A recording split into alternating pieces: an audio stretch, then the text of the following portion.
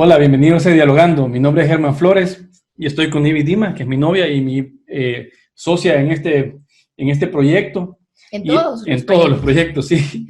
Y estamos, hasta en la vida, y estamos con Heriberto Erquicia. Él es doctor Heriberto Erquicia. Él es arqueólogo, tiene una maestría en educación y un doctorado en historia.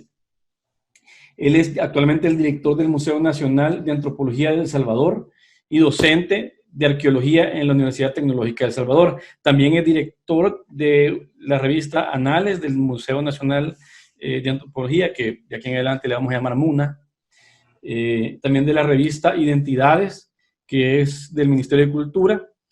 También es miembro de la Academia Salvadoreña de la Historia y es investigador de historia de El Salvador y no sé qué si otros temas adicionales. Estoy bastante contento de que él esté con nosotros porque desde hace ratos estoy tratando de hacer o lograr hablar con alguien relacionado a la historia de El Salvador. De hecho, los que han visto los episodios anteriores podrán haber notado de que siempre menciono la Academia de Historia de El Salvador y que como quisiera que alguien estuviera acá relacionado con la historia y bueno, finalmente tenemos a alguien y no solo a cualquiera, pues, sino que tenemos al Al director del director. Museo Nacional de Antropología de El Salvador. Entonces, bueno, Heriberto, no sé si tú nos querés dar una pequeña introducción de quién sos tú. Bueno, en primer lugar, saludarte, Germán e Iri, y saludar, por supuesto, a la gente que nos puede ver.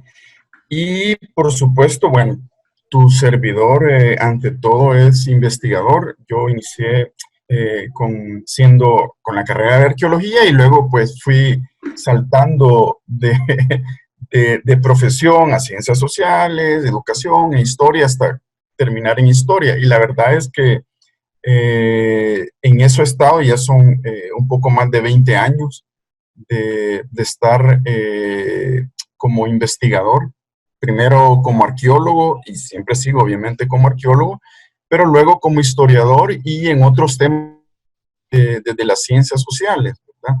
Así que es un gusto para mí estar con ustedes y con mucho gusto esperemos que tengamos una plática amena y que más que un monólogo sea un diálogo, ¿verdad? Ah, sí. Mira, o sea, lo que pasa es que con este tema de la historia, todos tienen su versión, ¿verdad? También, y pocos probablemente lo estudian.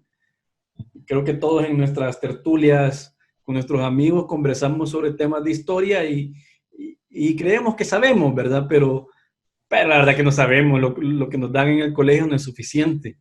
Entonces, por eso es que yo siempre tengo esa curiosidad, porque la pregunta para mí es como digamos hasta acá. Y pensando en esta conversación antes de tenerla, yo decía, puchica, Herbert probablemente es de esas personas a quienes nunca hay que preguntarles cómo es que llegamos hasta acá, porque la respuesta podría durar mucho tiempo. Porque, o sea, me va a comenzar a hablar, mira, o sea, esto comenzó hace no sé cuántos millones de años y chica, o sea, pero, pero en realidad, o sea, eso lo digo en son de broma, ¿verdad? Porque se cortó el sonido otra vez. Vamos a ponerle, qué raro, pero es que el sonido de él. Ok, estamos de regreso, tuvimos un par de problemas ahí técnicos con sonido y la transmisión de la llamada, pero ya estamos de regreso. Heriberto nos iba a dar su introducción de quién es él y su trayectoria, un poco para conocerlo. Bueno, gracias Germán, invitación a su programa, un saludo para toda la gente que nos puede ver. Y pues como te decía, tu servidor trabajo como investigador en realidad, en arqueología, en historia, ¿verdad? Son las carreras que he sacado. Y ya más o menos un poco más de 20 años de trabajar en ello. Así que, bueno, con algún recorrido ahí en la investigación y por supuesto desde diferentes perspectivas, ya sea desde la arqueología, desde algún método de las ciencias sociales como desde la antropología, etnografía y por supuesto desde la historia, ¿verdad? Así que hemos andado indagando ahí en diversas investigaciones más que todo de la historia de El Salvador, pero también es importante al hablar de la historia de El Salvador que una de las cosas fundamentales y es que no logramos entender que no podemos entender, no podemos, digamos, captar la historia de El Salvador si no conocemos en general su contexto centroamericano, y eso es importante, ¿verdad? Muchas veces un ejemplo de ello es que decimos, bueno, cada 15 de septiembre vamos a celebrar, por ejemplo, la independencia de El Salvador, y en realidad es la independencia de Centroamérica. Ese Si es un vamos tema más allá, que a mí me impresionó tanto cuando lo aprendí en los seminarios de la Academia de Historia, fue porque, ¿qué? Dije yo, ¿cómo es posible? No sabía que me habían engañado todo este tiempo, ¿verdad? sí, en realidad, Solo los bueno, historiadores saben eso.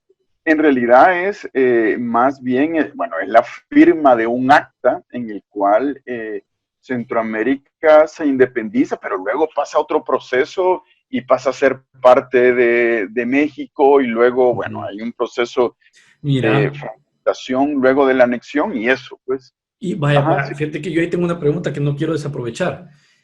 sí, En Estados Unidos la gente valora mucho su acta de independencia, tanto así que hasta las películas que hacen, como la de una de la búsqueda de un tesoro, que es de Nicolas Cage, que habla de los masones y todo eso, pero todo está basado en que se roban la acta de independencia. En búsqueda de la felicidad está basado en una frase del acta de independencia de Estados Unidos. claro. Nunca he visto el acta de independencia de nosotros, y mucho menos ahora que me queda en duda si la que tengo que ver es el acta de independencia de Centroamérica o existe otra que es la de nosotros. En realidad existe el Acta de Independencia de Centroamérica, ¿verdad? Pero el Acta de Independencia de Centroamérica es un documento en el cual es sí independencia de España, ¿verdad? Como tal, pero al mismo tiempo se quedan muchas de las cosas del antiguo régimen, por ejemplo, la religión católica y algunas otras cosas que tienen que ver con la economía, con la política. Entonces, más bien es un acto en el cual tenía que darse porque si no iban a declarar la independencia los otros. ¿Y quiénes son los otros? O sea, es el pueblo, ¿verdad? Entonces ahí, bueno, en el caso de la independencia es sumamente interesante y como bien decís, por ejemplo, para Estados Unidos, el acta de independencia es el acta fundacional de un Estado que todavía se rige por esa acta y es un acta, como te digo, fundacional, ¿verdad? En el caso de Centroamérica, luego del acta de independencia vienen algunos otros documentos que son importantes y que vienen a ser luego, por ejemplo, el acta digamos, de la independencia absoluta, que se llama, que es el 1 de julio de 1823, en el cual ya no se es dependiente ni del antiguo régimen español o hispano, ni de México, ni de Guatemala, ni de nadie, ¿verdad? Esa es la independencia de Salvador.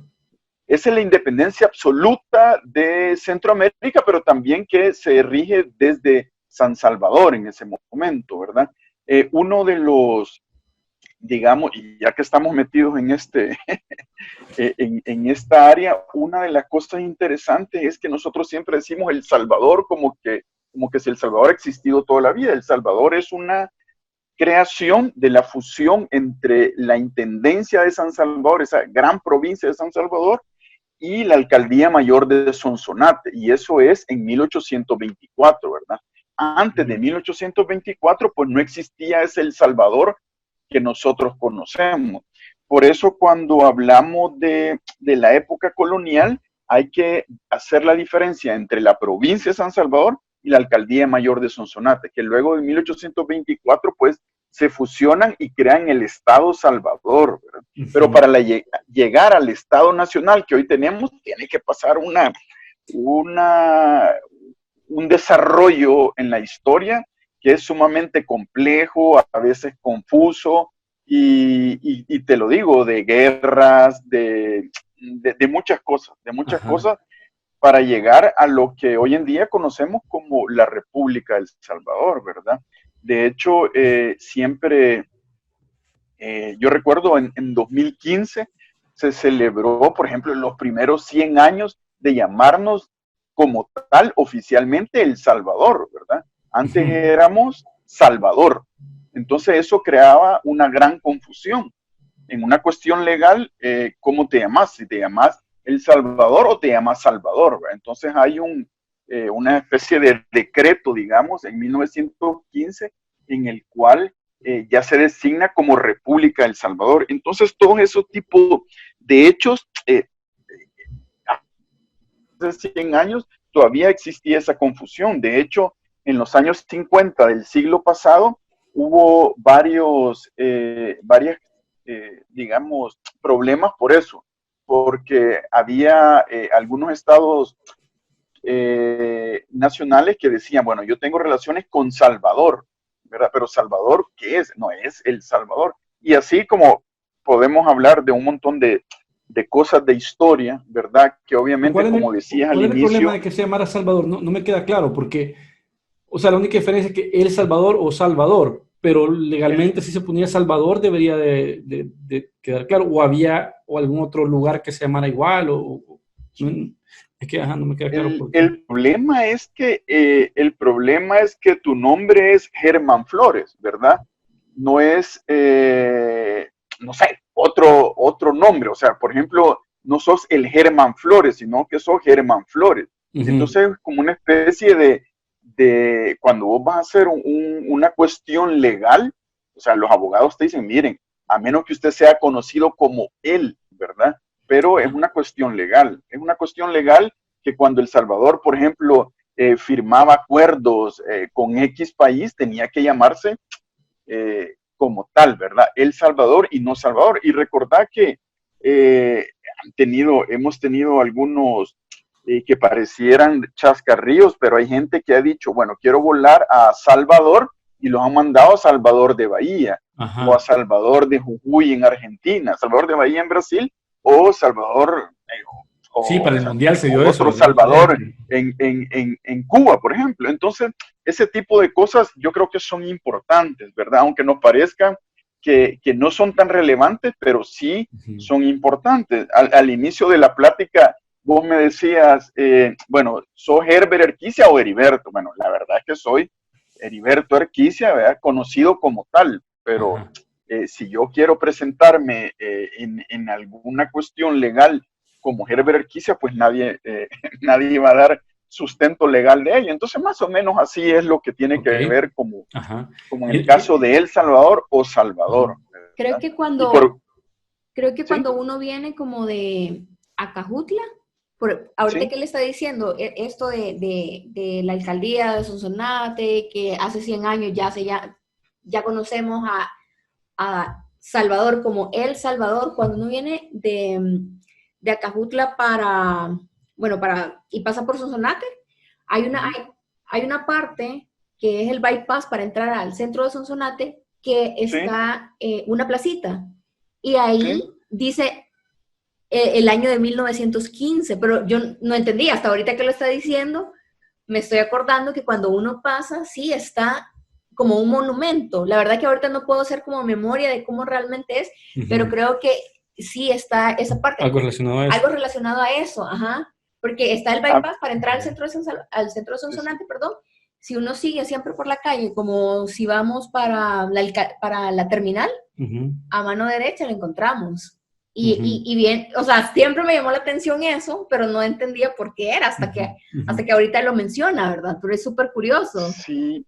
Fíjate que, Ivy, en ese sentido, pues habría que ver si ese monumento de 1915, pues refiere al nombre de El Salvador, ¿verdad? Para los amigos interesados en esto, ustedes métanse a San Google, ¿verdad? Y ahí busquen El Salvador 1915 y hay un documento que fue publicado en esa época que narra toda esa... Ahora mismo bueno. Miren, no es este. Bueno, pero ahora mismo lo tenía por acá, ¿verdad? No lo veo. Me podría levantar y mostrárselo, pero sí, el documento existe. Hay un documento que se sacó, pues, digamos, como conmemorando eso y también para reafirmar ese nombre que es tan importante. ¿Ve? Muchas veces nos enojamos los salvadoreños cuando nos dicen, y usted de Salvador. No, decimos, somos de El Salvador. ¿Ve? No sé si han visto eso ustedes. Sí, he escuchado que eso pasa. No le gusta que le digan Salvador, sino que El Salvador. Y bueno, esas son parte de las curiosidades de la historia que las tiene cualquier país, ¿verdad? Y entonces, bueno, ¿cuál es nuestra acta de independencia? ¿La de Centroamérica, entonces? Es el acta de Centroamérica, ¿verdad? Y como te digo, la independencia de Centroamérica es la independencia, del Istmo Centroamericano, de la región, en la cual tienen que ver los actuales estados nacionales de Guatemala, Honduras, Nicaragua y Costa Rica, ¿verdad? Panamá es otro proceso y Belice también. Belice no, es otro proceso. La independencia de Belice es en realidad hasta 1981. Y luego la independencia de Panamá tiene que ver, aunque los colegas panameños ahí van a diferir un poco, tiene que ver hasta 1913 cuando, a partir de que Estados Unidos hace el canal en Panamá y, tiene su conflicto ahí con Colombia para desligar Panamá de Colombia, ¿verdad? Pero sí, eso es una historia aparte.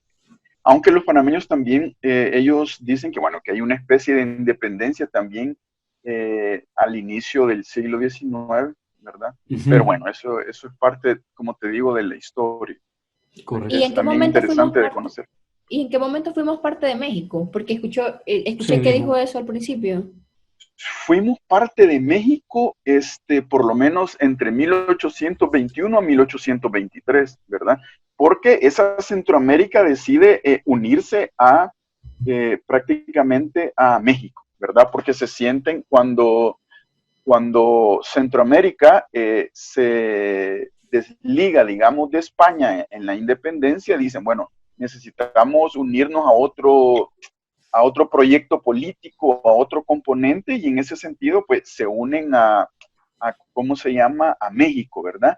Y lo interesante de esto es que hay algunos espacios de Centroamérica, algunos territorios centroamericanos que no están de acuerdo en unirse a México.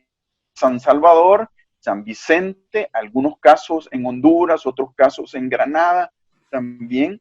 Y eso es parte de la historia. Otros dicen, unámonos a México porque con México podemos hacer, digamos, un país como, un estado mucho más grande, federal, y eso y lo otro. Y ahí es donde viene parte de ese conflicto de la anexión a México cuando Filísola sitia San Salvador, o sea, invade con las tropas a San Salvador. Y San Salvador, obviamente, tiene, digamos, alguna resistencia y dentro de esa resistencia viene San Salvador y envía una carta a Estados Unidos para anexarse a Estados Unidos. Esa carta nunca llega, digamos, a un destinatario que podía tener, digamos, como valor para poder decir, para poder decir que ese proyecto iba a ser válido, pero son una de las cosas interesantes porque mucha gente a veces pregunta, ¿cuándo fue eso que nos quisimos anexar a Estados Unidos?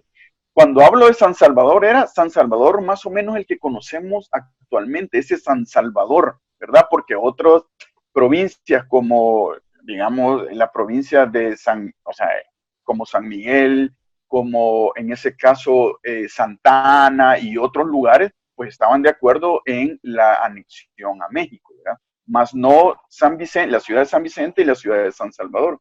Entonces, ese conflicto, ese periodo entre 1821 y 1823 es sumamente, digamos, conflictivo, pero también es muy interesante porque eso tuvo la pausa para entender lo que somos ahora. ¿Y qué pasó con el ejército mexicano que sitia San Salvador? Resulta que en México cae Iturbide y entonces todo el proyecto de la anexión a Centroamérica se cae. Y entonces volvemos a quedar como, volvemos, digo, Centroamérica vuelve a quedar como sola. Entonces ahí deciden de que, y lo que les hablaba, el 1 de julio, en esa constitución de 1823 se decide que ya no se iba a ser parte ni de México, en relación ni de España, ni de México, ni de Guatemala, ni de una familia, ni de nadie. Por ahí hay un programa de televisión que se llama La República que inicia con eso, ¿verdad? Con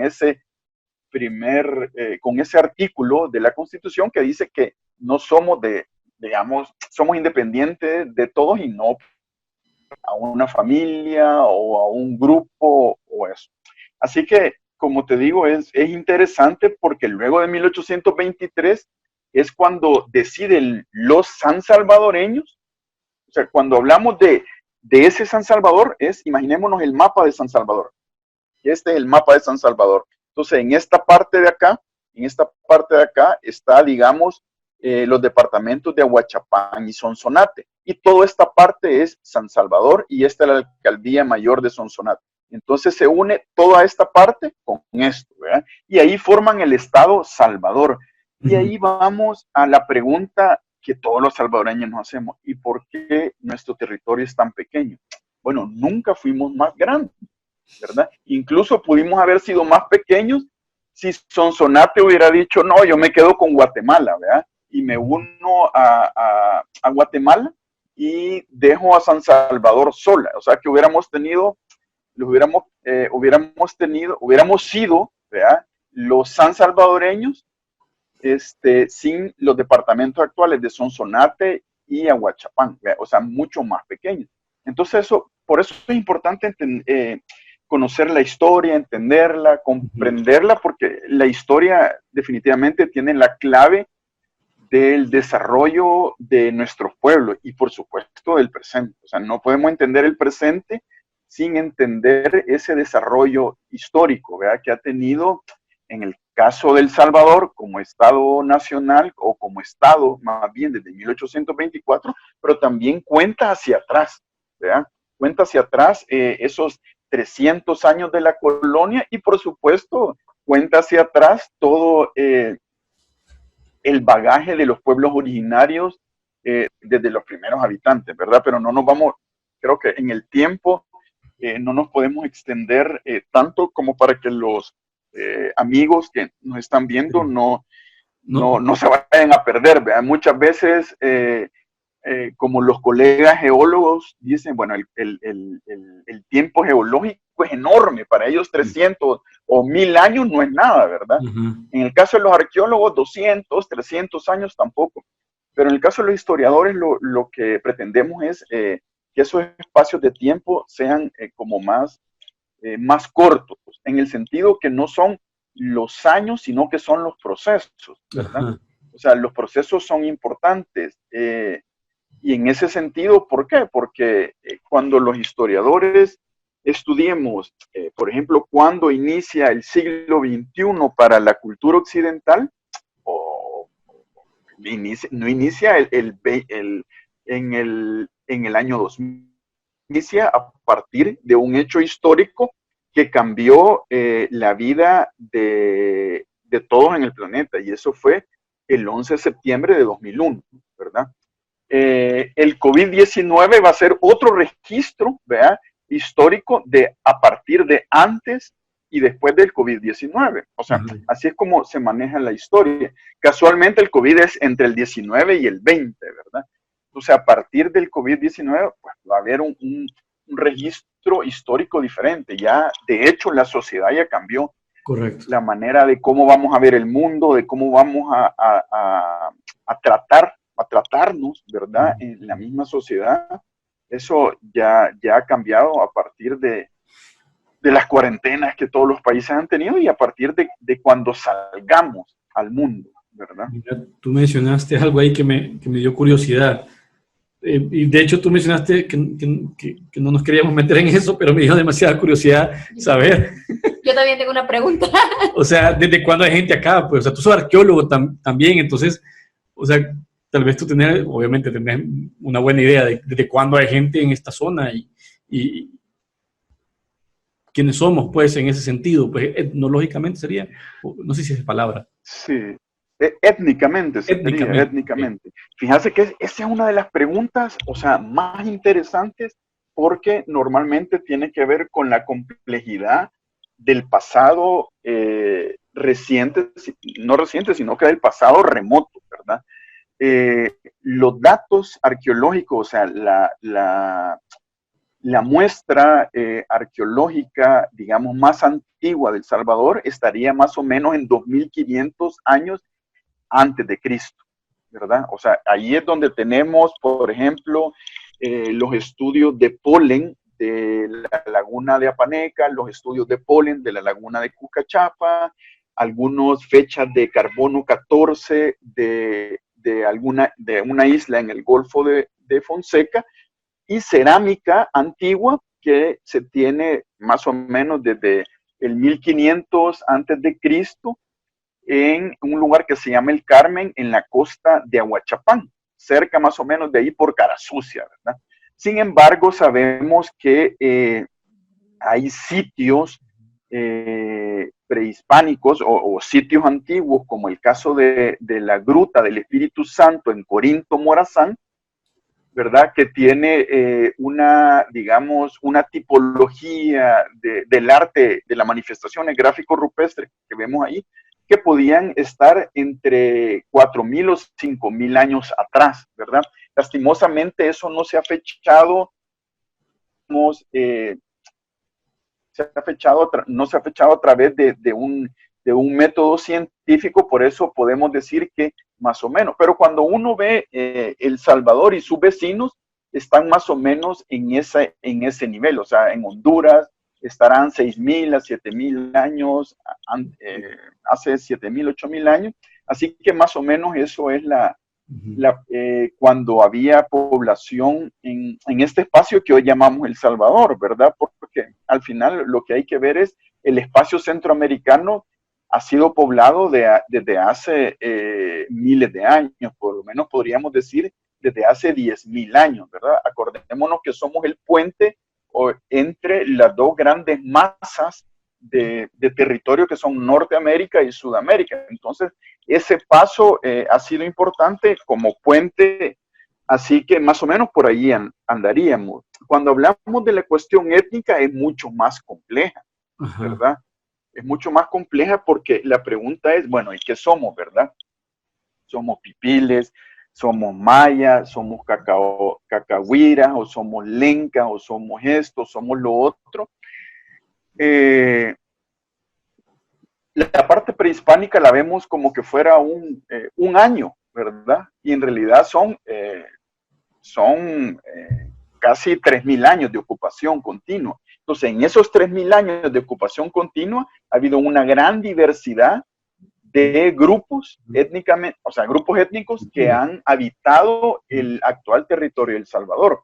Lo que sí conocemos con seguridad, por ejemplo, es que, bueno, desde el año más o menos, desde el 1500 antes de Cristo, habían grupos habitando El Salvador que podían ser de filiación maya, ¿verdad? Ajá. Hasta más o menos el año 900 después de Cristo, pero, perdón, 900 después de Cristo, pero recordad que esta afiliación étnica estás también en un lugar donde es un espacio ¿cómo se llama? De comercio, en un espacio, no solo comercio, cuando mencionamos comercio, se nos viene en la parte de intercambio económico, sino que también es intercambio de ideas, e intercambio biológico también, ¿verdad? Entonces, en ese sentido, lo que sí estamos seguros es, obviamente, que a la llegada de los españoles en 1524, sí sabemos etnolingüísticamente quiénes habitaban el espacio que hoy en día llamamos El Salvador. Entonces había, etnolingüísticamente, habían mayas pocomames, mayas de habla chortí, xincas, había pipiles de habla náhuatl. En el oriente la gran mayoría era lencas de habla potón, habían algunos Y todo eso, esas lenguas se han perdido, ¿verdad? Solo el náhuatl medio queda por ahí. Fíjate que, digamos que cuando hablamos de lenguas como extintas, o sea, el náhuatl hoy en día se sigue hablando, o sea, es como lengua materna, neohablantes de náhuatl. Por ahí alguna gente dice que todavía se habla el lenca, más bien lo que se conoce es un diccionario de lenca, pero no, la lengua no es una lengua que está como fluida o articulada, Sí, ¿verdad? Por la población. Lo mismo el cacahuira. Sin embargo, eso no quiere decir que no sea importante. Hay muchos ejemplos de lenguas que se dieron por muertas que se revivieron, ¿verdad? Que se revivieron y hoy se siguen hablando y una gran población lo habla. Entonces yo creo que en ese sentido hay muchas cosas interesantes, ¿verdad? Pero cuando nos dicen, por ejemplo, cuando nos referimos a El Salvador como Cuscatlán, estamos dejando todo el oriente salvadoreño fuera y el norte salvadoreño, ¿verdad? Cuando Cuscatlán era la capital de los pipiles, sí, eran más o menos unos, si sumamos Cuscatlán y la zona de los Izalcos, era lo nahuapipil, digamos, lo pipil de habla náhuatl, estamos hablando de unos 7,000 kilómetros cuadrados, ¿verdad? Pero el resto de kilómetros cuadrados, pues habían otras culturas, otras... Sí, entonces también las barreras geográficas eran mucho más preponderantes, ¿verdad? Fíjate Entonces, que pues sí, digo, la barrera... viajar de una ciudad a otra, bueno, ciudad o aldea a otra, debe haber sido algo como más de planificación, tal vez pueda tomar un par de días llegar y todo, pues, ¿verdad? Pero mira, Bueno, Gilberto, sí, decime. aquí me está dando aquí esto una señal de que se venció el tiempo, así que Okay. quiero ver si puedo actualizar esto. Si no, lo que vamos a hacer es que, lo que pasa es que como entramos y salimos, eh, me está diciendo que se va a vencer el tiempo, entonces voy a tener que crear otro link. Ok. Entonces, si querés, para no perdernos, voy a parar Ajá. aquí, te voy a mandar otro link y entramos por ahí. Ok. Ok, estamos de regreso. Nuevamente problemas técnicos. Van a disculpar, oigan, aquí está lloviendo donde está Heriberto, así que tengo también temor de que se nos caiga el internet o se vaya la luz o algo por el estilo. Pero bueno, sigamos. Estábamos hablando sobre los primeros pobladores de esta zona, de estas tierras. Me llamó la atención que tú mencionabas, Herbert, que estimabas que los primeros hombres, o bueno, las primeras poblaciones estuvieron acá, creo que dijiste 2.500 años, hace 2.500 años, más o menos, por ahí. Pero la gruta del Espíritu Santo podría tener hasta 4.500 años de estar ahí. Sí, lo que sucede es que la cultura material, o sea, las pruebas que se tienen, digamos, científicas, nos dan más o menos 2.500 años antes de Cristo. O sea que Ajá, estamos hablando hace 4.500 años, ¿verdad? ajá. 4.500 años del presente. Ah, entiendo, ya, claro. Pero en el caso del abrigo rocoso de la Gruta del Espíritu Santo, tiene manifestaciones gráficos rupestres que asemejan a otras que se han encontrado en la zona norte de El Salvador y de Honduras, que podrían tener hasta esa edad, ¿verdad? Entonces, digamos, si hacemos un estimado, podría verse así, ¿verdad? Eso es lo que yo les decía Y de lo mira, que se vaya, trata. para poner como en algún tipo de contexto histórico mundial, ¿verdad? Uh-huh. Hace 4.500 años, que serían 2.500 años antes de Cristo, Uh-huh. ¿qué más estaba pasando en el mundo? O sea, por ejemplo, no sé, Stonehenge, no sé o las Sí, pirámides, no sé en qué momento fue todo fíjate eso. que, por ejemplo, bueno, no sé, Babilonia son hace 8,000 años, ¿verdad? Híjole, ajá. Entonces, Sí, más o menos, no sé, que ver eso, o Stonehenge, no recuerdo ahorita exactamente, pero sí estaban pasando cosas importantes también en otras partes del mundo, ¿verdad? ¿Y qué fue lo contemporáneo a eso?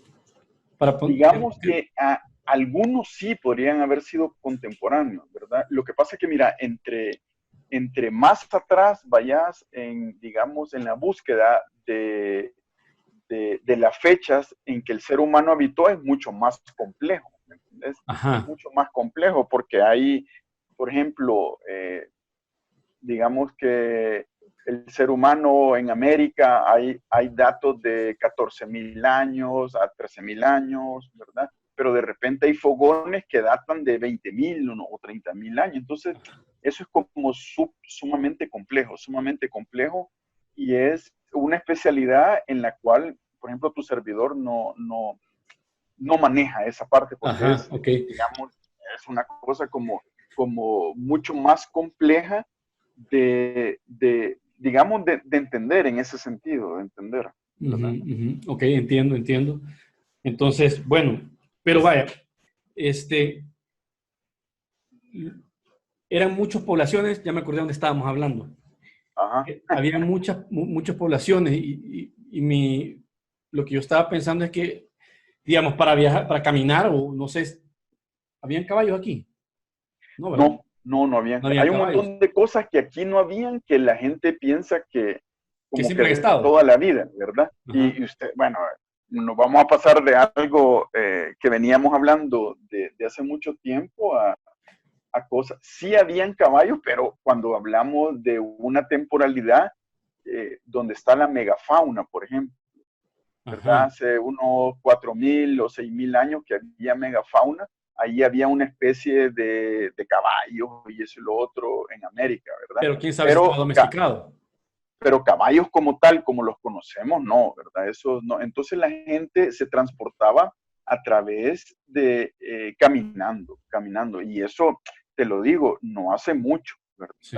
Todavía en la mitad del siglo pasado, cuando la gente iba de un lugar a otro, iban o sea, la gente en lo rural iban en caravanas de carreta, ¿verdad? Todavía hoy en día, por Pero ejemplo, la carreta la ocupaban ya previo a la colonia. No, la carreta es, o sea, estoy hablando de la carreta ya es una cuestión cuando viene la colonia, ¿verdad? Ajá. Y antes, O sea que, solo a patita. antes solo a pie, Ajá. O sea, a pie y navegando, ¿verdad? Navegando, ya sea por el mar, ¿verdad? O entre ríos O sea, también. si había algún asentamiento por Chalchuapa, Sí. y querían transportarse, o bueno, no transportarse, querían moverse hacia la zona... Hacia San Andrés, por ejemplo, Sí, o hacia sea, el Valle de Zapotitlán. O sea, de Valle de Zapotitlán a Valle de Chalchuapa lo hacían caminando. Caminando, o sea, yo me imagino, no sé, pues si yo tengo... ¿Cuánto tiempo te tardarás caminando? Pero fíjate que no está, lo que pasa es que hoy en siglo XX a nosotros nos cuesta muchísimo pensar eso, ¿verdad? Ajá. Pero, por ejemplo, de hecho, habían especies de veredas, llamémosle, ¿verdad? O sea, de lugares por donde se hacía más fácil el camino, ¿verdad? Por ejemplo, en el área maya, en Guatemala, hay sitios que están conectados entre caminos, ¿verdad? Hay caminos que conectaban sitios, ¿verdad? Por ejemplo, recuerdo Huachactún con Tikal y otros sitios que estaban conectados por caminos hechos por los seres humanos. Algo ¿verdad? Así como en Perú, que las diferentes ruinas hay muchos caminos que están todavía conectando. Digamos que sí, ¿verdad? Y también, o sea, son caminos que la gente conoce, que hoy en día, por ejemplo, en El Salvador, hay muchos caminos rurales que, bueno, luego se volvieron calles o carreteras, lo que querrás, pero en su momento era lo que la gente conocía, ¿verdad? Cuando uno se imagina, por ejemplo, la conquista de Cuscatlán y que Pedro de Alvarado llega a lo que hoy conocemos como Antiguo Cuscatlán, uno piensa que subió por los chorros, ¿verdad? Que es como lo lógico, ¿verdad? Pero no, o sea, la manera de llegar a ese San Salvador era darle la vuelta. Si hubiera subido a las 5 de la tarde, creo que todavía no hubiera conquistado. Sí, por eso, entonces era darle la vuelta al volcán, ¿me entendés? O sea, porque Saltepeque, Nejapa y entrar por por otro lado, ¿verdad? Pero Para y llegar habrán a ocupado ese Cuscatlán. los caminos existentes, como las veredas existentes, Sí, o sí, sí, tuvieron sí, que sí. romper selva así para... No, no, o sea, cuando vos llegas a un lugar, digamos, normalmente ocupas los caminos existentes, ¿verdad? Pero Ajá. los caminos existentes también es un peligro en el sentido que también es el camino que conoce el enemigo, digamos, en una conquista, ¿verdad? Cabal, ajá. Recordemos que, y esto es interesante, recordemos que la conquista, aunque fue liderada o fueron líderes, digamos, en cierta manera, España, la conquista fue también hecha por otros indígenas, Sí, eso, indígenas auxiliares, indígenas amigos, correcto. indígenas más bien aliados, Ajá. aliados de los españoles. Y ellos conocían los caminos. ¿Por qué? Porque comerciaban, ¿verdad? Ajá, Porque cabal. andaban por aquí. O sea, Ese entonces es en un ese dato, sentido, ese no es un dato que todo el mundo tome en cuenta, porque lastimosamente, en cierta forma, hemos sido quizás educados a pensar que nos conquistaron los españoles. Y bueno, en cierto sentido sí, pero ahora que tú mencionas eso, yo un día escuché un video de un historiador que se me olvidó el nombre y no volví a encontrar el video, pero un historiador mexicano hablando acerca justamente del mismo tema. Y él mencionaba de que no, o sea, como que en cierta forma, él decía, quítense ese resentimiento contra los españoles porque no fueron los únicos. También fueron ayudados por los mismos indígenas que estaban acá, porque no es posible de que ese grupito de gente que venía en un par de barcos tuvieran la capacidad militar para conquistar toda una población entera, ¿verdad? Por meros números no iba a ser posible, ¿verdad? Entonces hay un tema político ahí, porque los indígenas tenían que, habían unos que no estaban quizás contentos con el régimen que existía o qué sé yo, y veían al español como un libertador o una vía para ellos poder crecer en su sociedad o qué sé yo, ¿verdad? No sé si eso es correcto. el tema que has tocado da para muchísimo, ¿verdad? En primer lugar, creo que hay hay dos componentes importantes que dijiste. Uno es cómo nos han enseñado la historia, ¿verdad? Y lo otro es, obviamente, en la enseñanza de la historia hay un tema político, ¿verdad? Entonces, la historia que no solo fue en El Salvador, sino que en el resto de Iberoamérica se enseñó es que la conquista la hacen los españoles y el enemigo número uno es España, ¿verdad? Ajá. Cuando la conquista, o sea, llamando conquista por usar esa categoría, porque algunos dicen que no es conquista, que esto y lo otro, pero bueno, vamos a utilizar esa categoría de conquista. La conquista la hacen españoles y también indígenas, ¿verdad? Uh-huh. ¿Quiénes son esos indígenas? Son los indígenas que fueron haciendo, digamos, una especie de alianza con los españoles para poder derrocar, en el caso de México, para poder derrocar a los mexicas, que son los que hoy conocemos como aztecas, ¿verdad? Uh-huh. Y que eran los que habitaban y gobernaban Tenochtitlán, ¿verdad?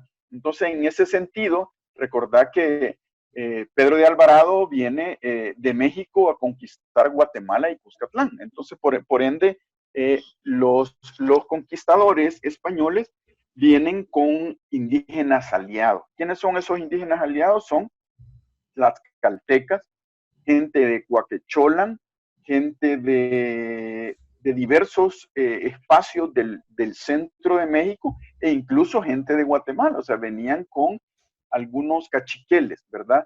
Que se les unieron, mayas cachiqueles que se les unen en Guatemala a la conquista, ¿verdad? Incluso, por ejemplo, Pedro de Alvarado en la conquista, en sus ansias de más conquista, cuando se va a la conquista del Perú, lleva indígenas pipiles, ¿verdad? Que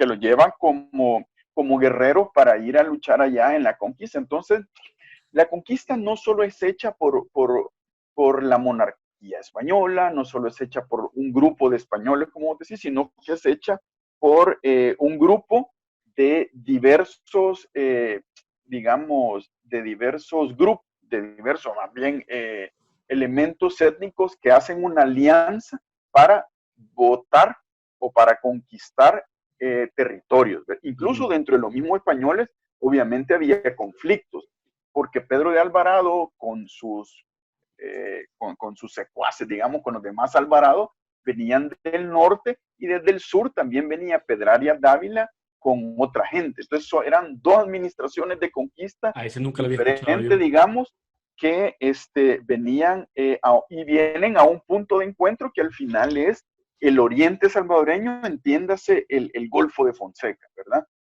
Recordar que... Entonces. Recordar que... ¿Y este Pedrarias Dávila venía de dónde? Venía del sur, pero ¿de dónde? Pedrarias Dávila venía de la gente que estaba apostada en Panamá y que luego fueron subiendo Costa Rica, Nicaragua, hasta llegar al Golfo. De hecho, Pedrarias anda a un personaje que se llama Martín de Estete, y Martín de Estete tiene, tienen una batalla con la gente, con los españoles que habían conquistado Cuscatlán o que estaban en la conquista de Cuscatlán. O sea que hay conflictos, exacto, hay conflictos entre ellos y hay batallas entre ellos. O sea que la historia no es tan fácil de entender. Entonces, para nosotros entender ese cuento que nos dijeron, aquí vino Pedro de Alvarado, nos conquistó y luego todo.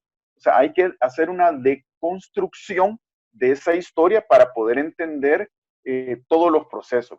La historia no es una cuestión lineal en la cual todos los procesos se van dando así, sino que hay una serie de conflictos, bueno, como hoy en día, como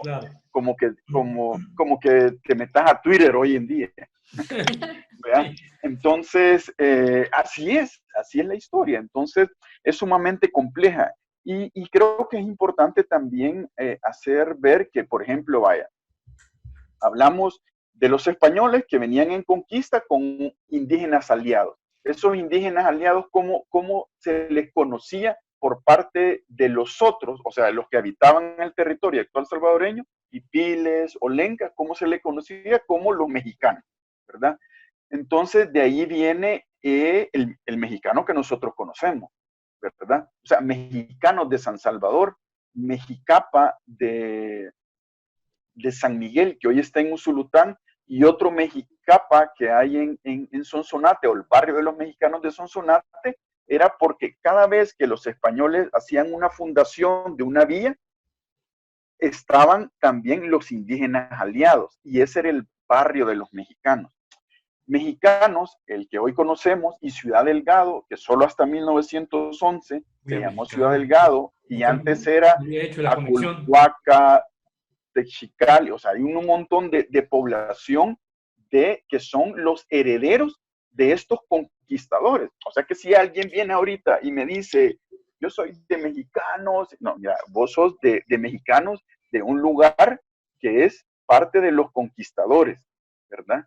O sea, por eso te digo, o sea, la historia que nos contaron es una historia como una historia oficial, una historia como muy light, ¿verdad? Una historia en la cual no se ha querido ir más allá digamos, de entender, ¿verdad? Entonces, para nosotros entender todo esto que somos, también tenemos que saber que no solo venimos de toda esta mezcla que ya estaba étnicamente en el actual Salvador, sino que de ribete vienen españoles que venían de otra mezcla, ¿verdad? E indígenas aliados que vienen de otro sector. Entonces, es una cuestión como bien compleja. Es como por razón por la cual nos decía Jaime Izaguirre en nuestra primera grabación, que nos decía, para ese momento nos decía, ya estábamos bien mezclados. Ajá. Pero hasta ahorita caigo yo en cuenta de por qué estábamos tan mezclados, porque no tenía ni idea de todo lo que tú me estás diciendo. Creo que he aprendido más ahorita que todos los años de colegio. Qué interesante. Ajá. Entonces, como te digo, bueno, esos son, te lo digo, elementos de nuestra historia que siempre hay que entender, hay que saber entender, ¿verdad? Ahorita que estamos hablando de esto, por ejemplo, el problema de enseñar historia es que esa historia tiene que pasar a través del historiador. Digo, el problema porque significa que ese historiador también le pone sus matices, ¿verdad? ¿Cómo se debe estudiar y cómo se debe aprender historia? o cómo se debe enseñar la historia, por ejemplo, para que sea algo que no sea politizado, que dicho sea de paso, cuando te decía politizado, me refería que, cuando decía que había un tema político, me refería que había un tema político local en ese momento dentro de los mismos indígenas. Pero tenés razón tú también con lo que tú me decís, porque la historia la forma de enseñar la historia está bien politizada, eso creo que nadie lo va a negar en este país. Entonces, habiendo dicho eso, vuelvo a mi pregunta. O sea, ¿cómo mantener la pureza de la historia para que esa historia no sea, no se enseñe mal? Ok, mira, lo importante, bueno, pureza como historia, pues no lo hay, ¿verdad? Yo creo que lo importante en este sentido es saber que la historia es una ciencia, ¿verdad? Y como ciencia tiene su método, ¿verdad? El método de la historia. Y en ese método es que te basas, ¿verdad? En tus fuentes te basas para poder hacer digamos, un análisis de esa fuente y así escribir la historia, ¿verdad? Lo que sucede es que el historiador, digamos, por lo menos, digamos, de la historia que nosotros conocemos, de la historia que se construyó en el siglo XIX, que se construyó en la primera mitad del siglo XX, es una historia que obviamente tiene su sesgo político, pero no solo político de enseñar lo que a vos te interesa, sino que también enseñar lo que le interesa al Estado. O sea, al Estado formarte, o sea, formarte como un ciudadano en el cual vos pensés de esta manera. La historia como ciencia lo que hace es que vos pensés, pero que critiques y que te den ganas, o sea, de investigar más, de saber más, ¿verdad? Entonces, en ese sentido, hay una diferencia. Y normalmente las historias de los países como tal están ligadas a las historias nacionales. Las historias nacionales son lo que hacían es agarremos a los personajes nacionales y escribimos sobre ellos. O sea, los mismos próceres de la independencia es una invención del centenario del primer grito de independencia, o sea, una invención de 1911. O sea, José Matías Delgado, Manuel José Arce y todos ellos no andaban por ahí por las calles de San Salvador y la gente los saludaba, hola, prócer Matías, hola, prócer. No, o sea, es una invención de, digamos, moderna de inicios del siglo XX que servía para legitimar políticamente a la gente que estuviera en el poder, ¿verdad? Y eso significa políticos y, o sea, élites políticas, élites intelectuales, académicos, digamos, que estaban con el Estado y, por supuesto, las élites comerciales. Entonces, lo que te querían enseñar era que aquí todos, por ejemplo, en el caso de la cuestión étnica, lo que te querían enseñar es que aquí todos somos iguales. Entonces, todos somos mestizos. Aquí no hay diferencia entre los indígenas y mucho menos vayas a decir que hay negros en El Salvador, porque eso era mala palabra. Entonces, lo que estaban construyendo es un ciudadano homogéneo, un ciudadano, y ese ciudadano homogéneo tenía que ser blanco, tenía que ser no indígena, tenía que ser que indígena, no pensar como indígena, ser un ciudadano moderno, civilizado, ser un ciudadano que en lugar de hablar su lengua materna, en el caso indígena, tenía que hablar la lengua, una lengua moderna. O sea, si vas a aprender algo, tenías que aprender francés, inglés u otra lengua, digamos, occidental. Entonces, los estados nacionales fueron construyendo a este individuo y así es como nos construyeron, ¿verdad? Por eso es que cuesta tanto hoy en día entender cómo deconstruirnos. La manera de cómo deconstruirnos es volver a que el Estado, a través de sus instituciones, como el Ministerio de Educación, como el museo, como otras instituciones, haga la deconstrucción de esos imaginarios nacionalistas, de esos imaginarios de esa educación nacional, de esa educación de la historia de bronce. ¿Te acordás que a nosotros solo nos enseñaban en la historia de bronce, bueno, de que Gerardo Barrios aquí, de que aquí, pero nunca te enseñaban la historia, bueno, y las mujeres que pintan en esa historia, qué pintan los indígenas, qué pintan los otros, o sea, los únicos que pintaban eran las élites al poder. Entonces, todo eso es lo que hay que deconstruir. Imagínate, ahorita estamos hablando de historia, pero no sé si estoy mezclando demasiadas cosas porque, como te digo, es una cuestión como bien compleja. Sí, de hecho me mencionas la historia de bronce, yo nunca había escuchado ese término. La historia de bronce se le llama a esa historia del personaje que se crea desde el Estado Nacional, ¿verdad? Porque todos los estados nacionales también tienen que tener un mito de origen.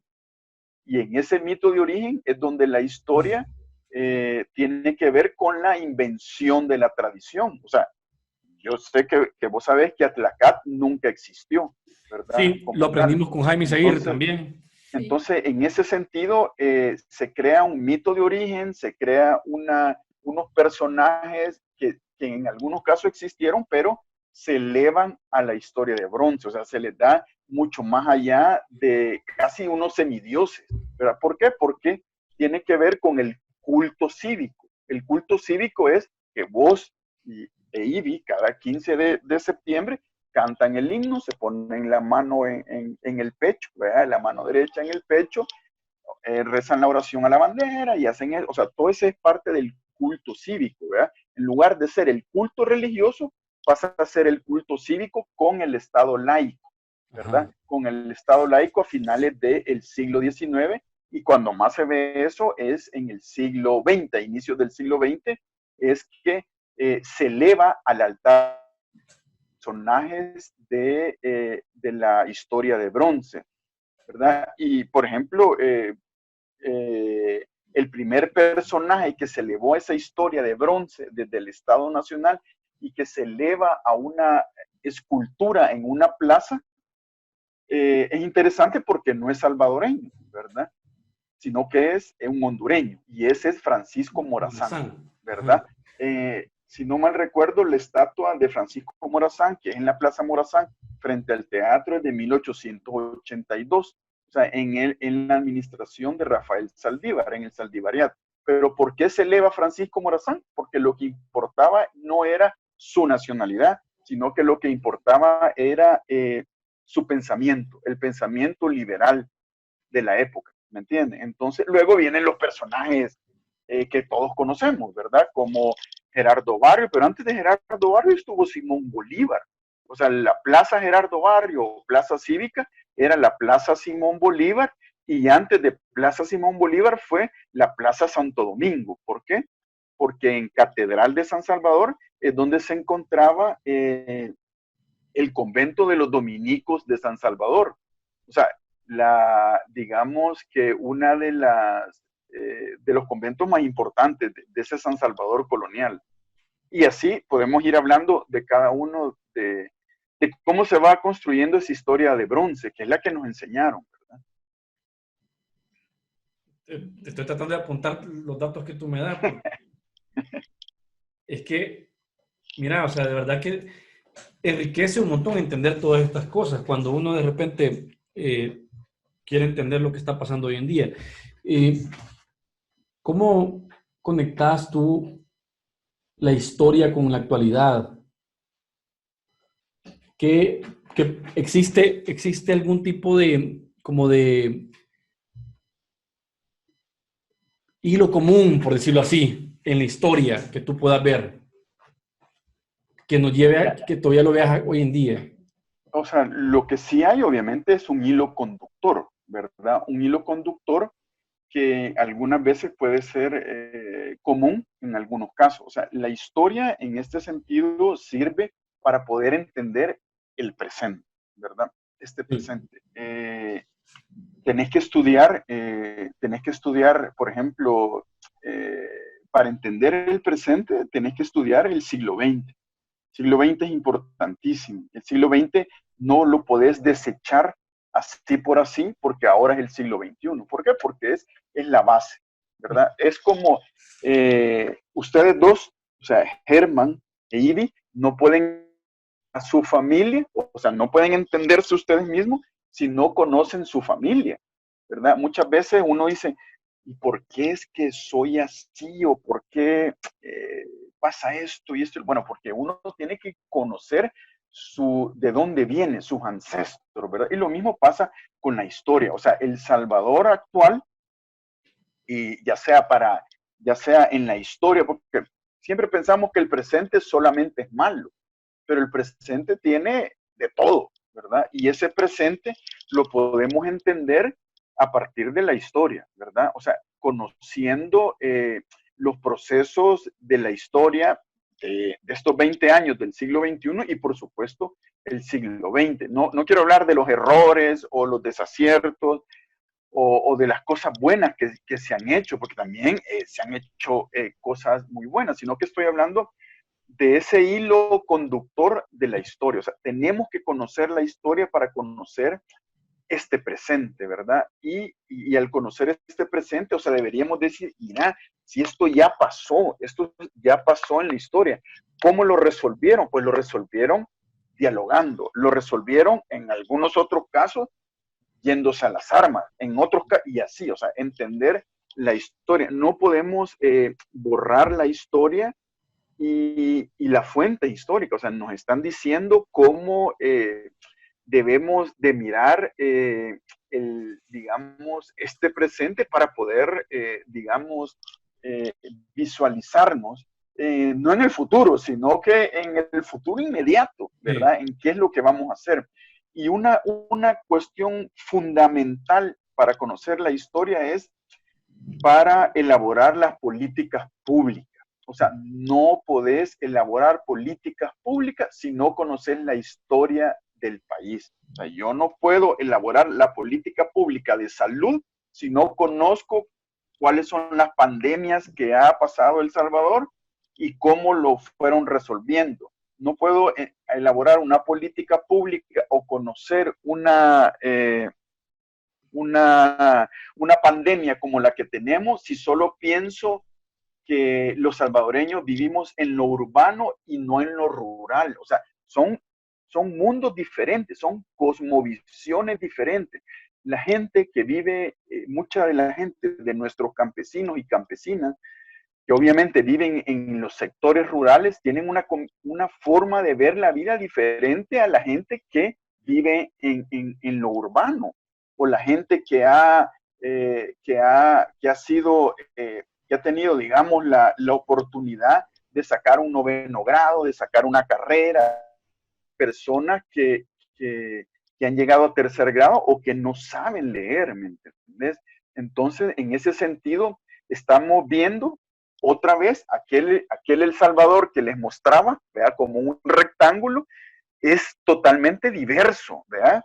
Y hay que ver todas esas aristas, ¿verdad? Lo urbano, lo rural, lo generacional, hombre, mujer, niño, niña, o sea, todas esas aristas hay que verlos para poder elaborar las políticas públicas. Y para eso, de las políticas públicas, o sea, hay que tomarse de las ciencias, como la sociología, la antropología, la arqueología, la economía, obviamente, la historia, de todas las ciencias, no solo las ciencias sociales y las humanidades, sino que también de las ciencias naturales, para poder entender cómo vamos a abordar los problemas de un Estado nacional como El Salvador, ¿verdad? Entonces yo creo que en ese sentido, más que la historia, es cómo se abordan los problemas y se construyen las políticas públicas a partir del conocimiento que ya se tiene o de los nuevos conocimientos, ¿verdad?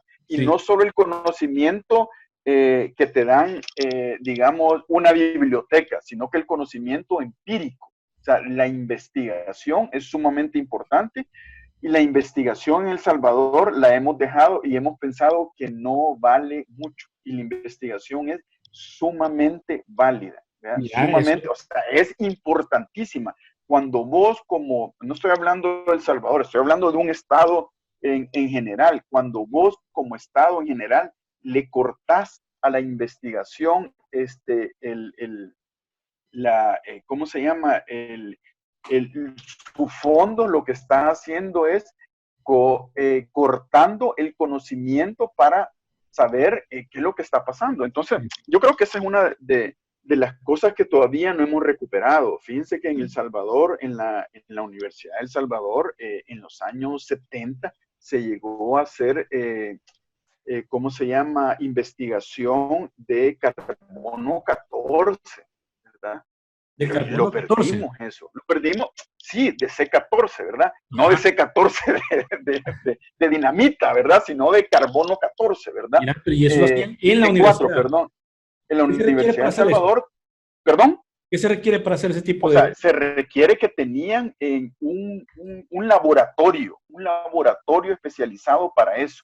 Tenían laboratorios no estoy hablando de primer mundo, pero tenían laboratorios importantísimos. O sea, ¿cómo se llama?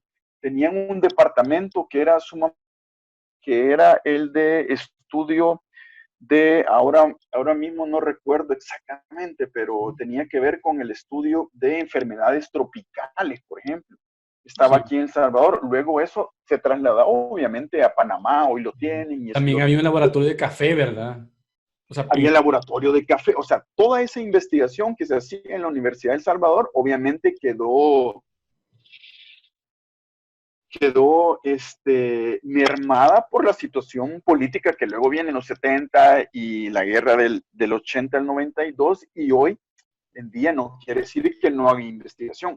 Claro que hacen gran investigación, pero de alguna manera se dejó de apostarle aquel interés de la investigación en el sentido de poder tener, digamos, las herramientas. Cuando digo herramientas, digamos, son estos aparatos que se tenían antes, ¿verdad? Obviamente hacen muy buena investigación, las universidades están en ello, pero yo creo que ni a ustedes ni a su servidor en el colegio o en la escuela nos dijeron que la investigación era algo importante, y mucho menos en las universidades nos dicen que la investigación es algo aburrido, es para gente que pasa detrás de una probeta y pasan ahí. Uy, se nos cortó. Es para que todos deberíamos de hacer desde nuestro nicho, ¿verdad? Investigación. Yo sé que vos, por ejemplo, para hacer este programa, tuviste que investigar quién era tu servidor, de qué hacía esto, porque todos tenemos que hacer ese tipo de investigación, y cada uno desde su disciplina. Yo creo que hay un tema, no solamente por un tema de conocimiento, hay otros temas también que van anexados al tema de la investigación. Y el primero que te puedo decir es, con todo este tema de la pandemia, algo que he notado es que alrededor del mundo hay gente generando estudios. Están sacando un montón de estudios sobre un tema, sobre el otro, relacionado a la pandemia. Yo leí 2 estudios, uno creo que era del MIT, que hablaba sobre la pandemia de la fiebre española y la diferencia en resultados económicos de cada uno de los estados en Estados Unidos, y qué medidas había tomado cada estado, ¿verdad? Y cuáles son los que habían salido mejor. Y bueno, leí otro en el que daba, sí era creo que la Universidad de Chicago, que hablaba de el valor económico de salvar vidas. Pero lo que te quiero decir con esto es que hay otros estudios, por ejemplo, que sacó el Imperial College de Londres. En el mundo, en los países desarrollados, hay gente generando este conocimiento, esta información.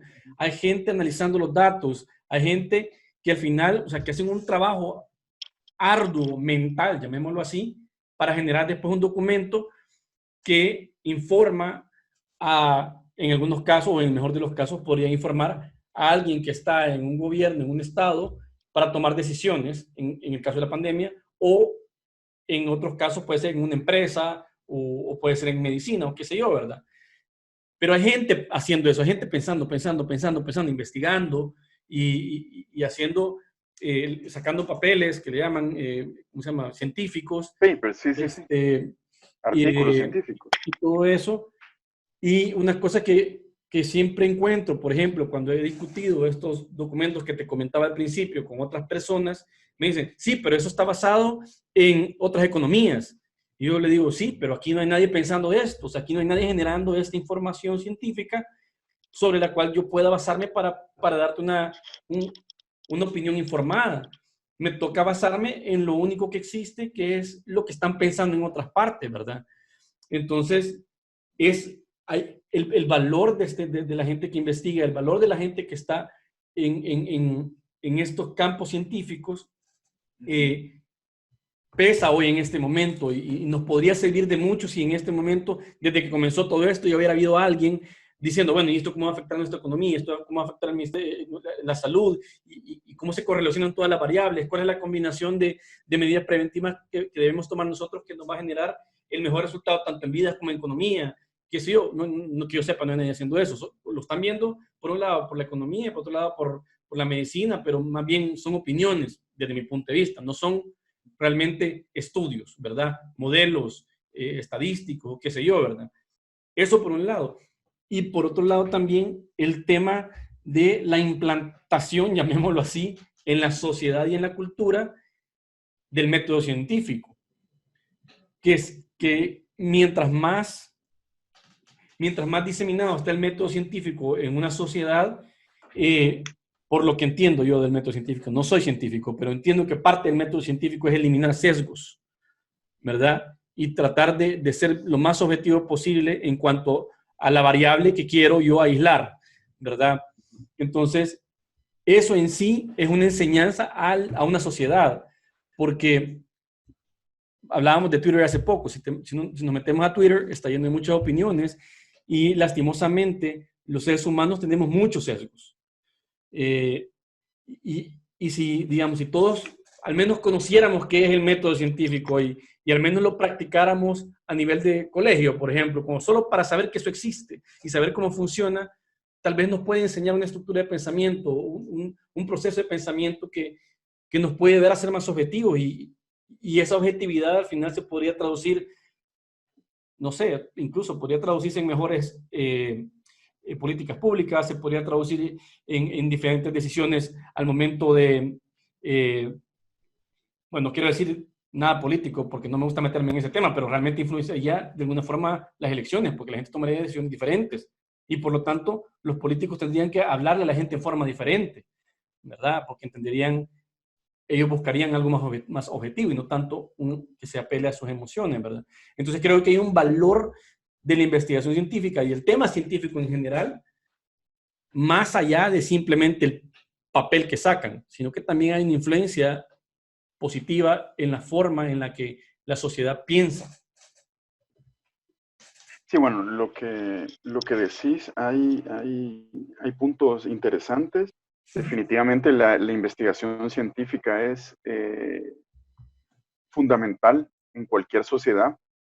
Ver los datos empíricos, ¿verdad? Los datos empíricos de lo que está sucediendo en X o Y problema que se suscite en cada una de las comunidades. En el caso de la pandemia, como decís, bueno, los estudios se están haciendo desde afuera. Yo no dudo que ahora mismo se están haciendo estudios en El Salvador, lo que pasa es que quizás es muy pronto, ¿verdad? Y recordar que que la pandemia, como no te deja salir, ¿verdad? Entonces tenés que hacer otro tipo de estudio que más bien será desde, no sé, desde el interior de donde esté cada persona, o sea, desde el interior de recopilar datos, por ejemplo, de los que se ponen y eso. Luego entendería yo, que estoy casi seguro que luego de que ya salgamos, por ejemplo, de esta, no de la pandemia, pero por lo menos de la cuarentena, o sea, cuando ya se active, no estoy hablando de la normalidad, porque eso ya no va a volver, o sea, no volveremos a ser los de antes, ni con pandemia ni sin pandemia, no se vuelve a ser el de antes, nunca, ¿verdad? pero en ese sentido yo creo que habrá muchísimos estudios, tanto desde los economistas, desde los sociólogos, los antropólogos, ya algunos colegas tienen muchísimas preguntas sobre qué es lo que está pasando. Los psicólogos, por ejemplo, Sí. no es fácil estar encerrado en tu casa, entonces todo eso está cambiando. Yo creo que sí van a haber estudios y como vos decís, son importantes los estudios también locales, ¿verdad? Porque serán importantísimos los estudios que se publiquen en las grandes universidades de Estados Unidos y de Europa, pero cómo casan con las realidades de estos países. Entonces, por eso es que las investigaciones más locales son sumamente importantes. Las grandes decisiones de los estados se deberían de tomar basadas en los hechos empíricos, ¿verdad? En lo probado, en lo probado. Obviamente, si no se conoce, pues hay que tomar sus riesgos, pero sabiendo que también que la ciencia es de prueba y error, ¿verdad? Entonces también eso es importante. Y como vos decías, vivimos en digamos, hay una cultura, no solamente en El Salvador, sino que hay una cultura en redes sociales que es una cultura de desacreditar al otro de cualquier manera, ¿verdad? Si vos pones algo que no le gusta a otra persona, pues te desacreditan de cualquier manera, de cualquier manera, como lo puedes ver, ¿verdad? Tanto así que hay redes, ¿verdad? Sociales que son sumamente tóxicas. Son sumamente tóxicas. O sea, podés pasar 15 minutos viendo y decir, no, me salgo porque está demasiado tóxico, ¿verdad? Otras serán, digamos, un poco más light y no tan fuertes, tan heavy como otras, pero sí es importante que como sociedad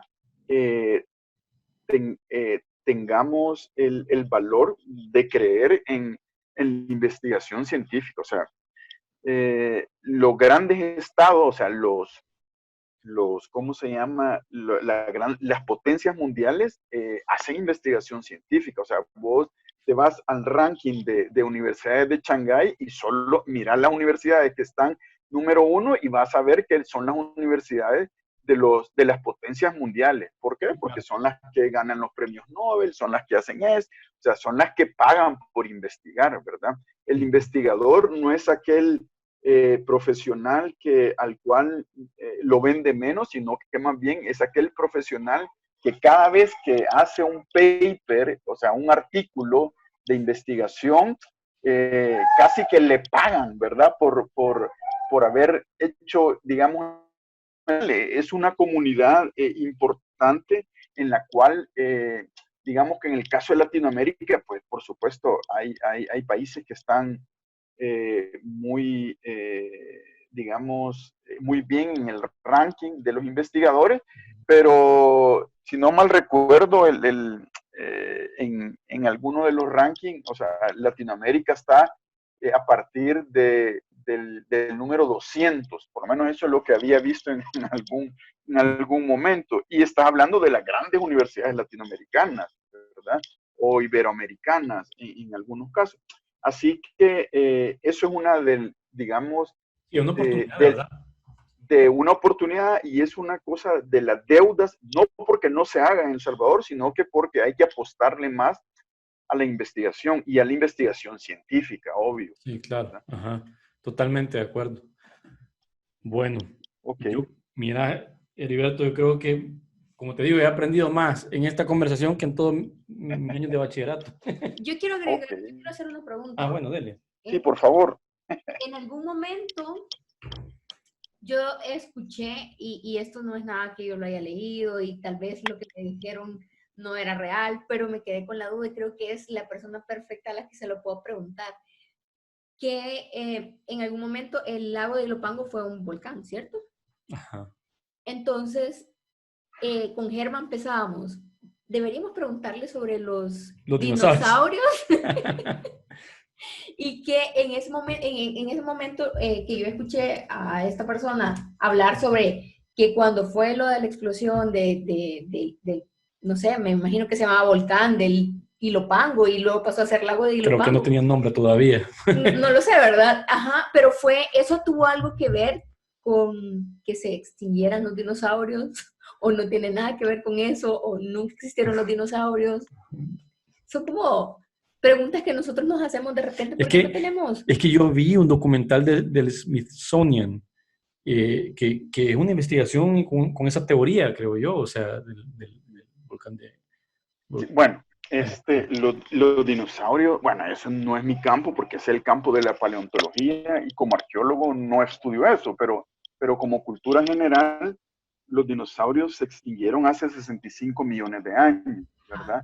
Y eso tuvo que ver, por lo menos lo último que veía, o sea, que leía sobre eso, tuvo que ver con un, con un, con un evento que sucede en lo que hoy llamamos la península de Yucatán. ¿Verdad?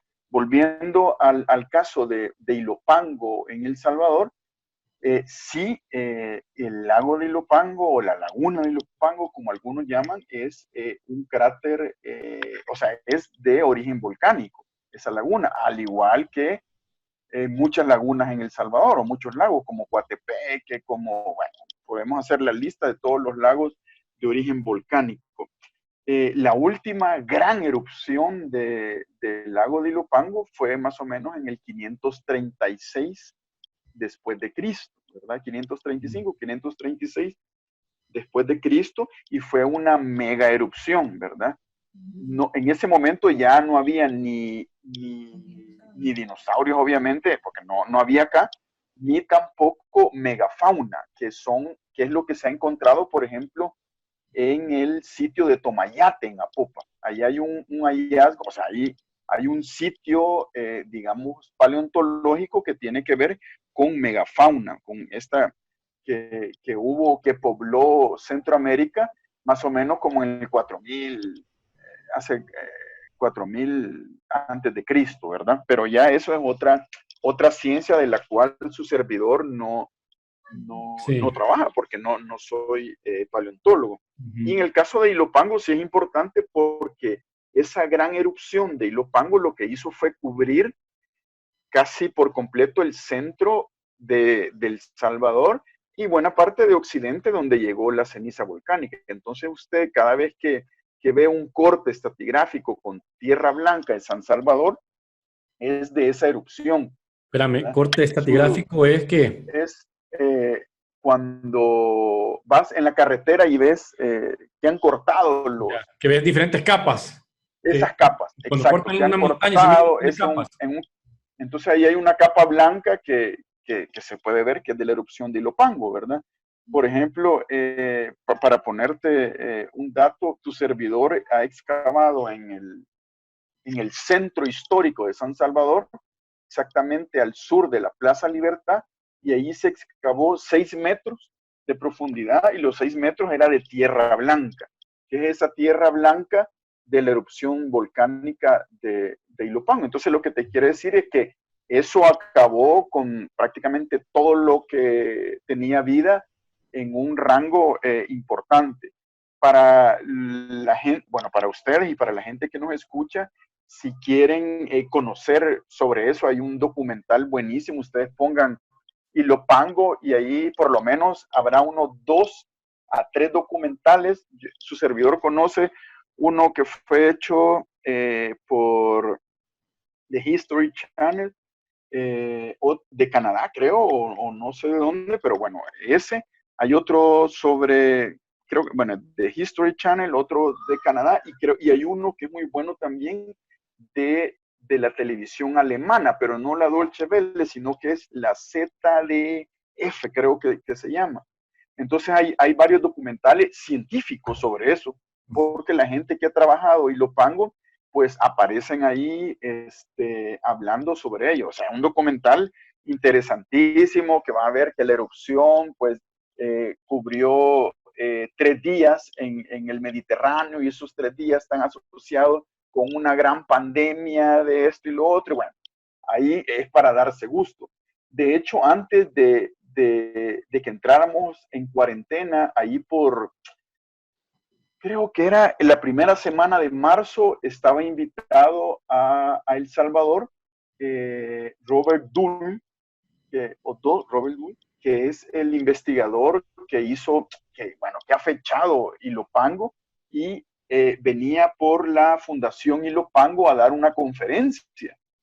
Y se tuvo que, digamos que eliminar, o sea, se tuvo que reprogramar la conferencia por esta pandemia, no porque iba a haber, esperamos que venga y porque su servidor estaba invitado también a hablar, pero sobre Ilopango en la época histórica, en la época colonial, o sea, cómo se referían a Ilopango sobre ello. Entonces, yo creo que, bueno, la gente que nos puede ver pueden googlear ahí Ilopango, hay buenos documentales y esperamos que cuando regresemos, o sea, cuando salgamos de esta cuarentena y se pueda estar en espacios públicos, también se pueda tener nuevamente esta conferencia.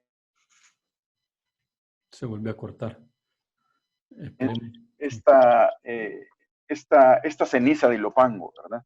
Se nos cortó un pedacito, se nos cortó el último pedacito. Te escuché que esperamos que cuando se pase esta pandemia. O sea, esperamos que cuando podamos salir todas las personas y podamos reunirnos alrededor de una conferencia, se pueda traer nuevamente a esta persona para que nos brinde de viva voz sobre sus hallazgos ¿cómo se llama? De la Tierra Blanca joven, que es la erupción de Ilopango, ¿verdad? Sí. Para esa época, porque tuvo otras también en el siglo XIX, finales del siglo XIX o la segunda mitad del siglo XIX, tuvo una pequeña erupción también que fue importante, digamos, pero no tanto como aquella del 536, ¿verdad? Mira, hablando de esto, bueno, yo para terminar, porque no te quiero quitar más tiempo, no porque yo podría seguir hablando toda la noche, ¿no? de esto, pero tengo dos preguntas. He visto que en Internet hay muy poca, bueno, no es que sea poca, sino que tal vez de calidad, información de calidad sobre El Salvador, especialmente a nivel de videos, estoy hablando, como YouTube, por ejemplo. ¿Hay documentales que tú puedas recomendar de El Salvador que podemos buscar para seguir viendo? Sí, claro que sí.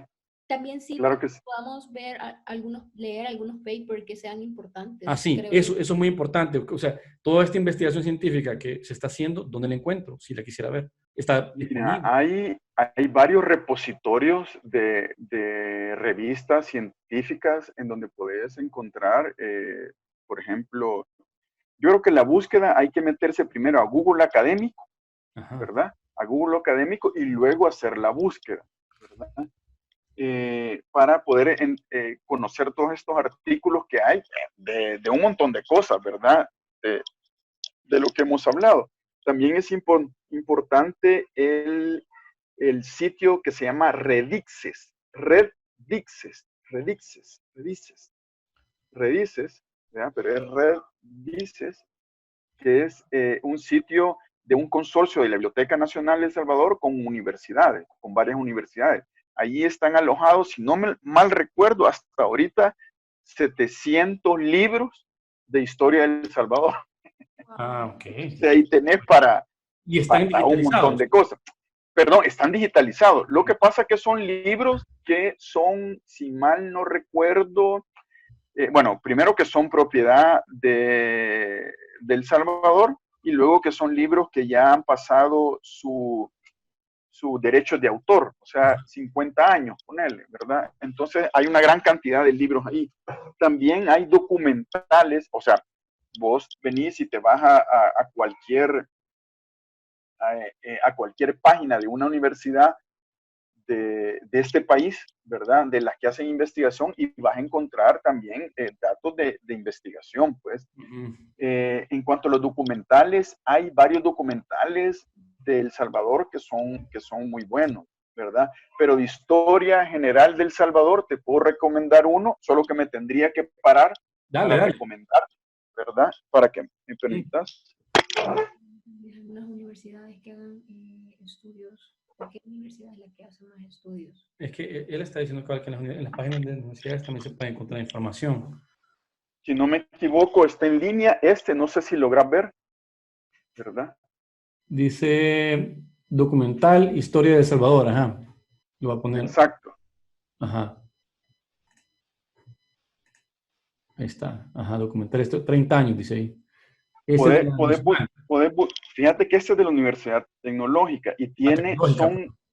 son 7 capítulos, ¿verdad? Ajá. Uno es los primeros pobladores, el otro es la conquista y época colonial, luego independencia, federación y república, luego de la provincia de Lañín a la República Cafetalera, luego época militar y guerra civil, luego la construcción de un nuevo escenario y el escenario de la migración internacional. O sea, son 7 capítulos que se hicieron en 2011 la Universidad Tecnológica de El Salvador con la Academia Salvadoreña de la Historia y que entiendo yo que se pueden buscar ¿cómo se llama? En internet, pues en la red, ¿verdad?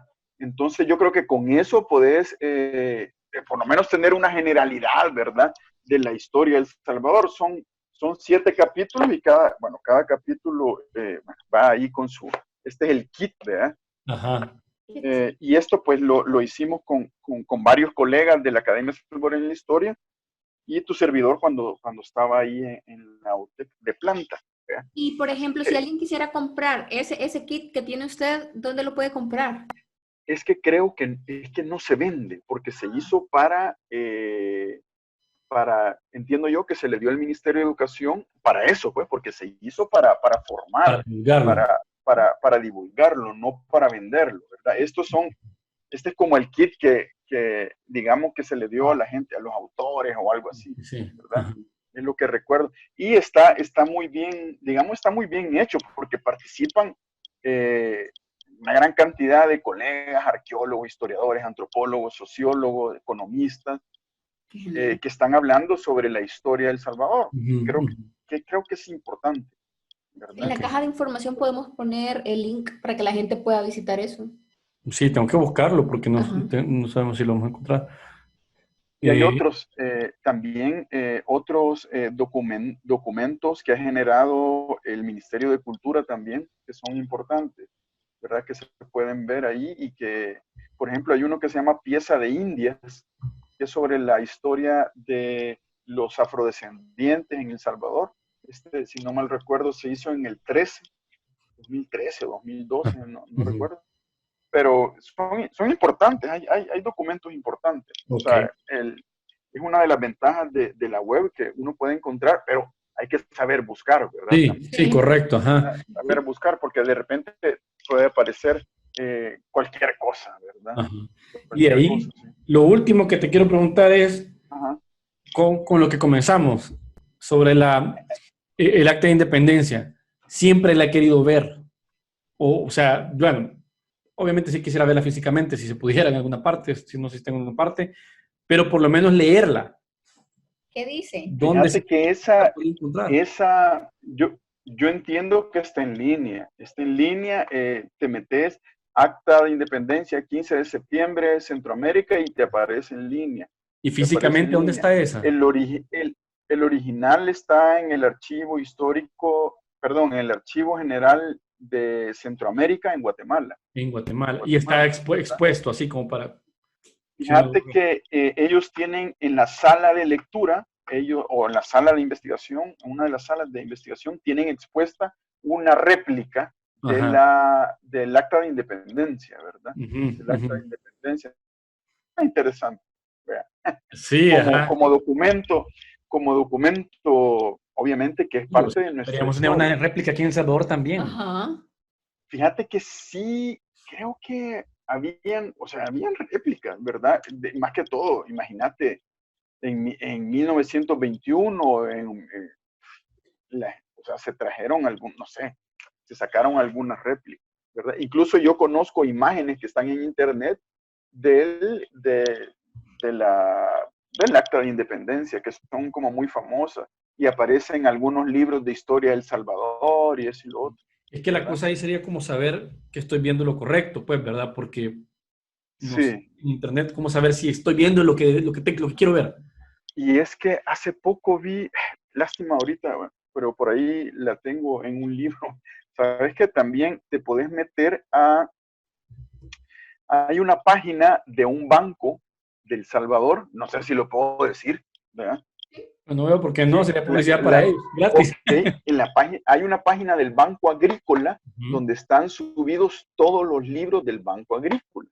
Pero hay unos que son importantes, uno que es la huella colonial, otro obviamente antiguas civilizaciones, la huella colonial, la república, y el último que no recuerdo cómo se llama ahorita, pero también es sobre o sea, sobre la época prehispánica. Esos libros son buenísimos, de verdad, son hechos con gente académica y con científicos, y bueno, son muy buenos, muy Sí, buenos. Y también el otro libro que está en línea, creo yo, que podés encontrar es este que se llama, permitime, que aquí lo tengo, justamente, El Salvador, Historia Mínima. No sé si lo conoces. Este es un libro muy bueno para alguien que dice, bueno, yo no me puedo leer tantas páginas y pasar en eso, pero este libro es muy bueno y porque son artículos cortos de la historia de El Salvador. ¿quién es ¿Ya? el autor de ese? Son varios autores, Ah, son varios. fíjate. Son varios autores, pero por ejemplo, hay San Salvador y Sonsonate durante las revoluciones hispánicas, la independencia y la república. Luego hay una que se pregunta cuál república, la iniciativa de organización política. Luego hay otro, tierra, economía y sociedad, el liberalismo político de finales del 19, la cultura del 19, y bueno, el levantamiento de 1932. O sea, hay una cantidad de cosas que podés pasar ahí como bien. ¿Qué editorial es? Perdón? Fíjate que lo hizo la Secretaría de Cultura de la Presidencia en ese momento, lo que hoy en día es el Ministerio de Cultura. Entonces sí lo podés adquirir, está en línea, ¿verdad? Okay. Está muy Vamos a bien. empezar por ese. Perdón. Vamos a empezar por ese.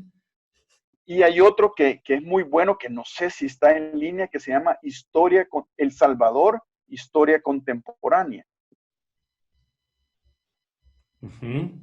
1808-2010.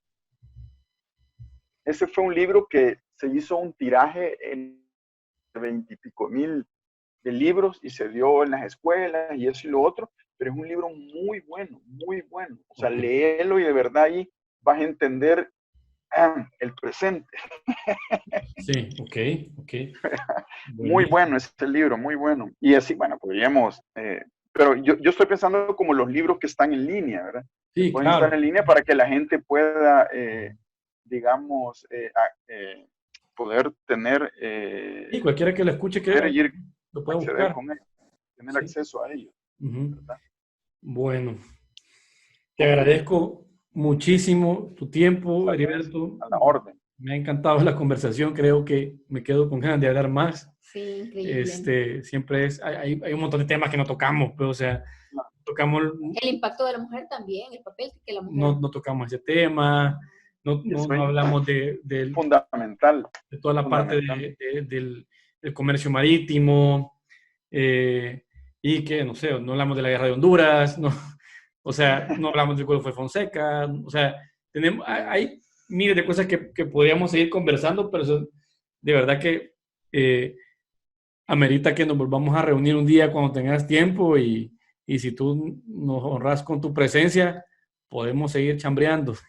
Sí, con mucho gusto. Igual, obviamente, hay otros colegas que trabajan los temas que me han dicho. O sea, hay colegas que trabajan en el Golfo de Fonseca, la guerra contra Honduras, o sea, que son especialistas en ello, ¿verdad? Sí. Entonces, en cada uno de los temas, especialistas en la independencia, en el Sería siglo buenísimo. XIX, en el siglo XX, o sea, Ajá, ¿verdad? me encantaría hablar con tampoco podemos hablar de todo porque no somos especialistas, no somos todólogos, ¿verdad? Ajá. Pero sí es importante, como te digo, conocer la historia, ¿verdad? Y desde los especialistas. A mí me interesa la historia de El Salvador porque soy de acá, ¿verdad? Claro. A mí me interesa toda la historia realmente en general. Así que si alguien está escuchando de otro país y es historiador o algo por el estilo, pues pues también quiero hablar contigo, pues, porque qué más que aprender un poco más de otros lados, ¿verdad?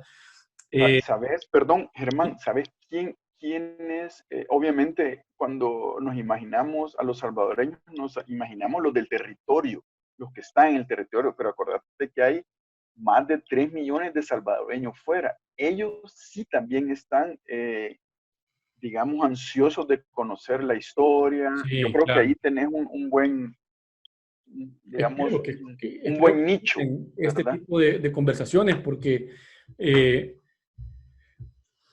estoy seguro que los que están allá afuera, quizás tal vez, incluso no solo los que se fueron, sino que también los que son segundas generaciones que ya nacieron allá, Claro, afuera, claro, y probablemente claro, están como, tendrán esa espinita de saber un poco más de sus orígenes, ¿verdad? De claro, entender, ¿y claro. por qué estoy acá? Pues porque mi papá se tuvo que ir, o mi mamá se tuvo que ir, ¿verdad?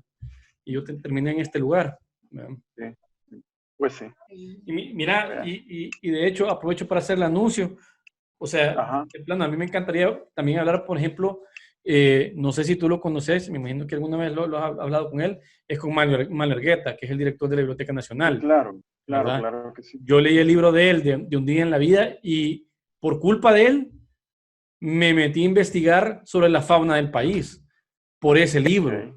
Porque él en ese libro detalla tan bien tantas aves y animales de nuestro país que si yo no leo ese libro, yo no, y bueno, y también, también un montón de plantas, árboles y cosas así que yo no, aquí no, tal vez no nos enseñan tanto acerca de nuestra fauna y flora, Y ese es un ¿verdad? conocimiento importante Correcto, de entonces, la flora y la fauna. ajá, entonces Importante. créemelo, el libro de él me encendió ese chip y ahora yo comparto en grupos de WhatsApp y en grupos de Facebook de gente que son biólogos, que son expertos en el tema.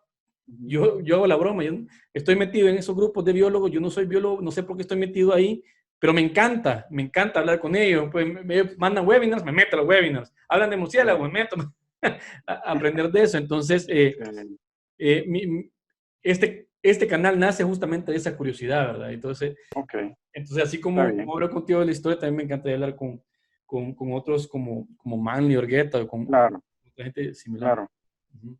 claro, claro que sí. Bueno, Heriberto. Ok, Muchas estamos gracias. Muchas entonces. gracias. No, a la orden. Nos Buenas vemos. Gracias a noches. ustedes. Nos Gracias por vemos. Buenas noches. Adiós. Bye.